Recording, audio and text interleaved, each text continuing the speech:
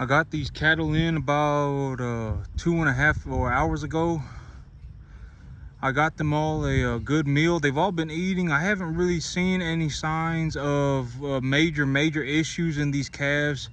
When they first got here, they were balling for about an hour. But after that hour passed, the cattle they've all settled. They're all eating. I haven't seen any signs of these cattle having any sort of major issues at this point. I did put that last little bale of soybean hay over there. Okay, but one of these calves I did see, she is having a severe acidosis. So I ain't exactly sure what's going on with that. I think maybe she ate too much of this peanut hay when she first got here. But she was having severe acidosis. I mean, it was that was the worst acidosis I have ever seen. And but this is what the cattle look like. I'm just gonna leave it alone because I think I'm freaking them out. I'm just standing here with something in my hand, looking at them, and they're hearing noise, and I think they're freaking out. So I'm just gonna go to the back. These cattle, well, their first few days here, they don't know what's going on. They don't know, you know. They're like, what's this guy doing with this thing in his hand, looking at us? And so I'm just gonna leave them alone. But that's what the cattle look like. And this morning I was over here putting fertilizer on this field. Oh, but I'm gonna see if I can find that acidosis poop again. But she was having severe acidosis, so it was here somewhere. It was bubbling up and everything real bad, and it was real liquidy, but I'm not sure exactly. Oh, here it is, right here. Actually, I just found it. Yeah, but this is what her manure looks like. But when she first dropped it, there was a lot of gas bubbles in it. And so I'm not exactly sure what's going on with that. I'm gonna keep an eye on her. If she starts coughing or anything like that, or if I continuously notice that she is having acidosis issues, I will definitely see what's going on with her. But here by about next week, these cattle, they'll be out on this grass, and when they get put out on the grass, it'll be a lot easier on their digestive system. Just because this grass has been growing for about 2 weeks now, and if they're eating the grass, I can just take all of they've only got one bale of soybean left, but I'll take y'all back here to look at the grass to see what the grass looks like right now. But the grass this morning, I did go ahead and fertilize it. And when the cattle get put on the grass, if the grass is in the flag leaf emergent stage of development, and the cattle get put on the grass, and the grass has been fertilized to a certain, so the reason I put the fertilizer on the grass today is because it is going to rain. It is supposed to rain this week, but also it's because I don't want to put the fertilizer on the grass and then immediately turn the cattle out on it. Because if I do that, the grass will be it'll be too hot for the cattle, and they'll start bloating and stuff like that, and they'll have all sorts of issues. But this is what the grass look like right now. If y'all take a real, I mean, like it looks good, right? But I mean, if you take a real good look at it, you can tell it's starting to become fertilizer deficient. I mean, that is definitely signs of a nitrogen deficiency. It doesn't take a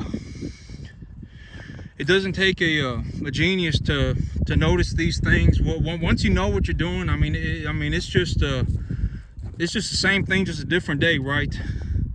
Let me pull this out the ground right here. But broadleaf plants like this, you see what I'm saying? This broadleaf plant right here, it's easier to tell if I have fertilizer deficiencies, if I have mineral deficiencies, by looking at a plant like this than it does if I look at a little grass plant. Because if I look at a little grass plant, I mean, look at the size of this, and then look at the grass plant, right? The grass plant is much smaller than this. And so it's much easier for me to walk around and look at a plant like this to diagnose mineral deficiencies than it is to look at the grass and diagnose mineral deficiencies. But this right here, this purpling stem, it may be happening because it's getting cold at night, and this may be a warm season annual. Other than that, I know that red stem, okay, so me, like, I would have to go on the internet but I know what to look for, right? I just go on the internet and I literally just type it into Google. What does a red stem mean, right? Like, if a plant has a red stem, what does that mean? Oh, it means it's deficient in this. Look for this symptom, look for that symptom, and then boom. And then you just go back on Google and type in, okay, I'm growing this cultivar of grass. What kind of fertilizer should I put on the grass? And then in terms of this specific fertilizer, and then boom, it's all right there on the internet for free. You know, it's all on the internet for free. If I wanted to really learn how to farm, I could learn how to farm professionally for free on the internet nowadays. I mean, you can learn anything on the internet as long as you really want it. I mean, that's practically how I learned, right? I mean, I'm a first generation farmer. Nobody taught me how to farm. I taught myself how to farm. All of this that I'm doing out here, you know, I taught myself how to do all of this by myself. And so, you know, but I mean, if you look at my grass, a lot of people, they may look at this grass and they may go, oh, this is a good looking grass. You know, this is real good looking for 2 weeks. But what I see is a phosphorus deficiency and a nitrogen deficiency. That's why the grass is turning like this kind of a off green dark color, and it's also light over here towards the new growth. It's also light, and so so my grass is obviously experiencing a phosphorus and a nitrogen deficiency. And yep, I put some phosphorus and some nitrogen on this field. I also put a little bit of potassium on the field, just to keep things in balance for the plant. But if you look at my grass, I mean, it looks good, right? I mean, this grass is good. I'm gonna make a lot of money on this grass. This grass is gonna make me a lot of money. When I look at what's going on, like when I look at my cattle business and stuff, and when I think about how am I gonna make money, I'll know if I'm gonna make money by looking at my grass, right? The cattle, I mean, as long as I have a #1 type commodity cattle, as long as they're somewhat of a good animal, and you know they're a #1 type animal, I mean, like chances are I'm not gonna wake up in 5 months, right, and be like, oh, I mean, that sounds horrible. I hope I do wake up in 5 months, but chances are, let me finish the sentence. Chances are, and I also got to talk about this right here because this is also a clear sign of deficiency. Chances are I'm gonna wait. If I wake up in 5 months, Angus cattle will still be the predominant beef cattle, right? It's not like I'm gonna wake up in 5 months and people are gonna say, oh man, we don't want Angus cattle anymore. You know, nobody wants Angus cattle anymore. Oh man, you know, who would ever buy the Angus animal? You know, chances are when these animals are ready for market in about 4 or 5 months, the Angus cattle is still going to be the top commodity breed. So as long as I have a decent a #1 type commodity animal, chances are when I wake up in 5 or 6 months, that I will still have a #1 type commodity animal. And so the Angus animal will still be the Angus animal. But if you look at this grass right here, you look at this strip of grass right here, you can see it's very, very easy to see the nitrogen deficiency. It's very easy to see. But you know, stuff like this, if I had left it and I was like, oh man, my grass looks good, I'm just gonna go inside and pat myself on the back and call it a day and not do anything else. Next week, after it's rained and the weather stayed cool, because the metabolic activity of the winter wheat plant is maximized at about 82 degrees, somewhere between 70 to 82 degrees. And so if it hovers around 70 to 82 degrees and there's rain, then the plant is going to be metabolizing, but there's not going to be enough. There's going to be an increased rate of metabolism in the plant, but it's going to be limited by the amount of minerals in the soil. So long story short, the plants will grow, but they will begin to exhibit signs a lot of mineral deficiency problems. And so as it rains and as it gets cooler, the plant will just look worse and worse and worse and worse. It will just continue to die. But you know, here in Central Texas, if you look at I literally got grass straight to the back. I mean, I have a lot of grass growing in right now. I planted this stuff in super thick, and it is coming in like a jungle out here. And this grass is gonna make me a lot of money. You know, but that's the thing, right? You know, like the money and the stuff like that. You know, the money is not what's gonna make or break my is not going to be what makes or breaks me at the end of the day, right? Like if I gave somebody $1,000 and you know, and they tried to do this, most people would not be able to do it because they don't have the experience, they don't have the knowledge, and the experience and the knowledge, it only comes from time and effort, right? And so, you know, I got grass like this straight to the back, but I'm gonna take y'all to go look at the winter wheat today because it's gonna start raining here tomorrow. And when it starts raining, I got fertilizer on this field. This grass is gonna grow like it is on jet fuel. And about next week, I'm gonna have the cattle out on this grass and they'll be eating it. And when they eat it, they'll put on a lot of weight. And I'll do real good for myself. But you know, there are a lot of places in the world right now. You know, this is why you know, when I talk about making money in the cattle business, this is what makes me money in the cattle business, is growing grass. You know, like it may look cool to ride around on a horse and to be pushing cattle all over the place and be like, oh man, we're gonna go on this epic cattle drive and that stuff. It may look cool, but realistically, the thing that makes money in the cattle business is grass growing. If I can grow grass, I can make a lot of money in the cattle business. A lot of money. I mean, more money than most people would ever dream of, kind of money. And you know, but it always comes back down to the grass. You got to learn how to grow grass. If you learn how to grow grass, anybody who learns how to grow grass, it's better for somebody to learn how to grow grass before they learn how to run cattle. Because if you don't know how to run, if someone doesn't know how to run grass and they want to run cattle, you're going to be kind of miserable. Because this grass, you know, here in Central Texas, I probably won't even be at risk of really seeing like a minus 32 or under 32 degrees. Like it won't probably even start freezing until January. So this grass will literally, this is how much grass, okay, this is a good point too, right? This is how much grass I grow in 2 weeks. So imagine that I keep growing grass every 2 weeks, you know, and here's the thing, right? It's like once the grass has gotten to this point, this grass has a massive root system underneath it. So when the cattle walk by and they eat the grass will grow back faster. The grass will grow back faster than it initially grew in at. And so that also comes back to the idea of plants grow proportionally. A plant that is this size will put on more biomass in terms of a unit of weight every day than a smaller grass plant will. And so, but this is also what I mean by it is so cheap to grow grass. And growing grass, the amount of cattle feed that I get for the amount of money that I put in is just astronomical. Like when I start growing grass, this is what I've been talking about for the last few months. While it's been super hot outside and my field's just been completely empty. You know, I've been talking about you know, I'm waiting until grass growing season. I'm waiting until grass growing season. When I start growing grass, I'm gonna make a lot of money. And this is what I've been talking about. Grass like this costs so little. You know, this whole field of grass cost me about, you know, I fertilized it twice, and I seeded it at about 50% more seed than or about 30% more seed than is recommended, and it still only cost me about $1,600.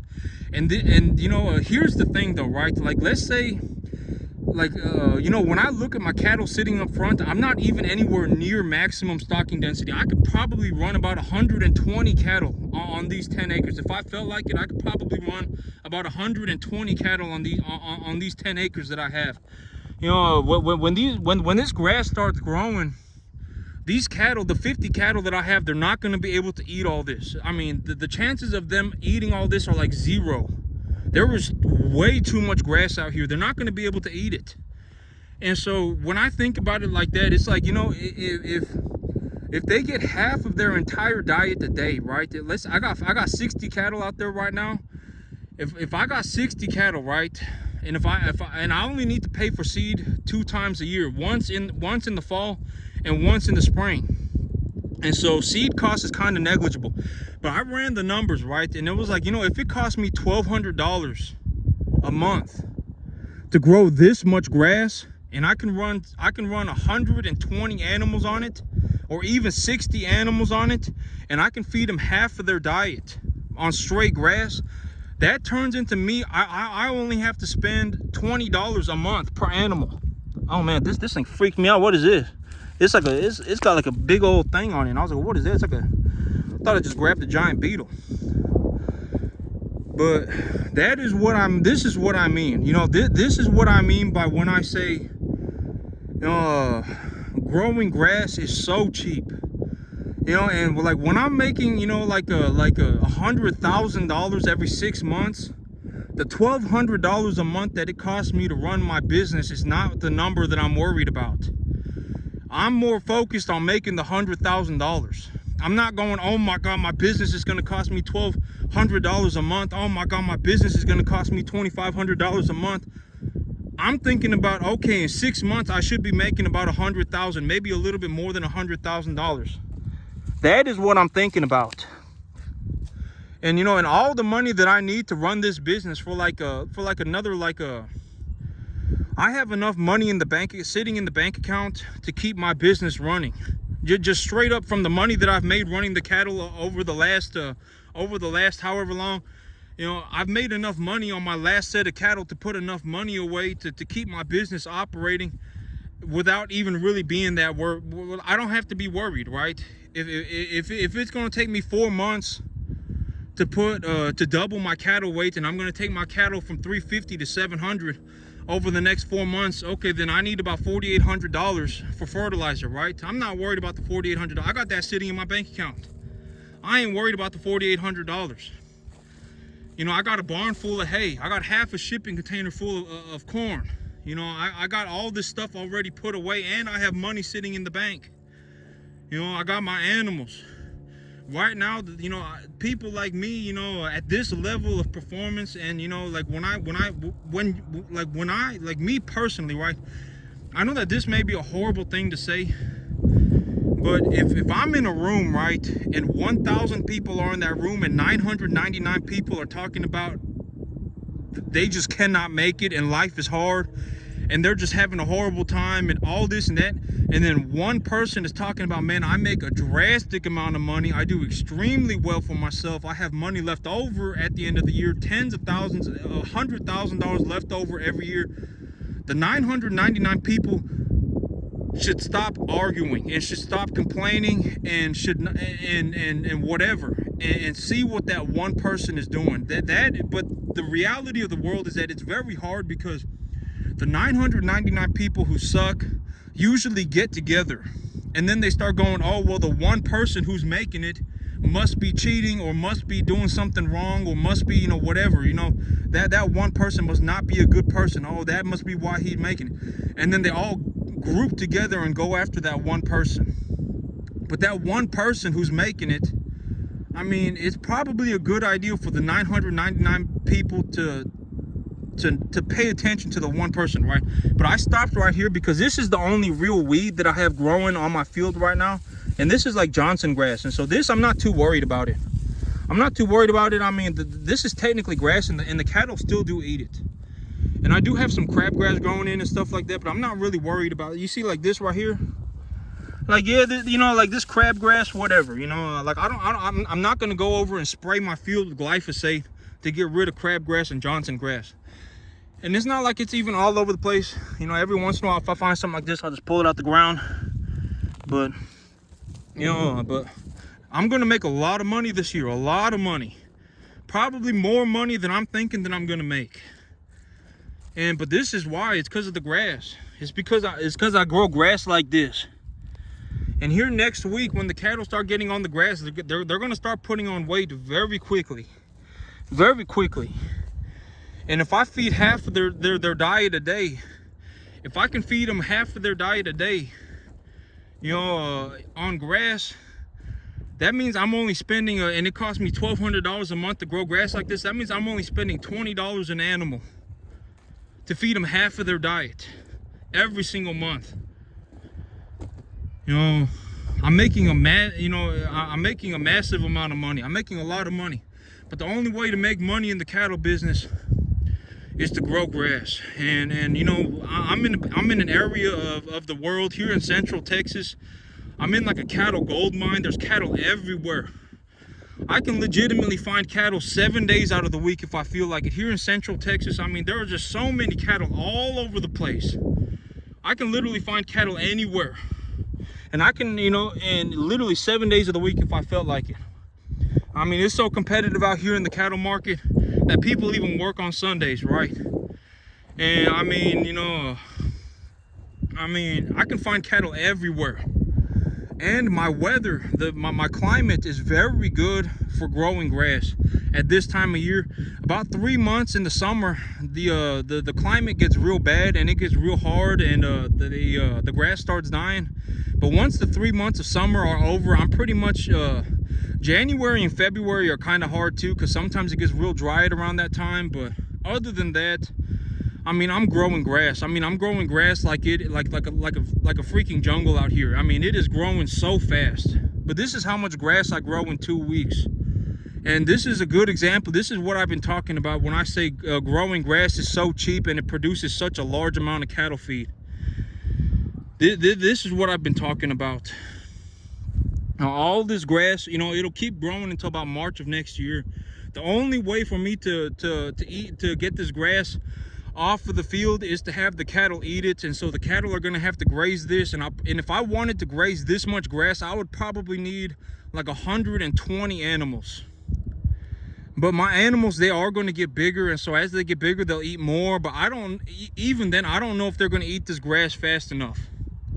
You know, this grass, once it gets growing, it grows like this. This is what I've been talking about. It grows so fast and it grows in so well. And I mean, there is so much out here that literally, you know, if I were going to run 50, 60 cattle on my property like I'm doing right now, they would have to be like 800 pounds for them to eat all this grass. Or, you know, I would realistically need to run like 120 animals on this 10 acres.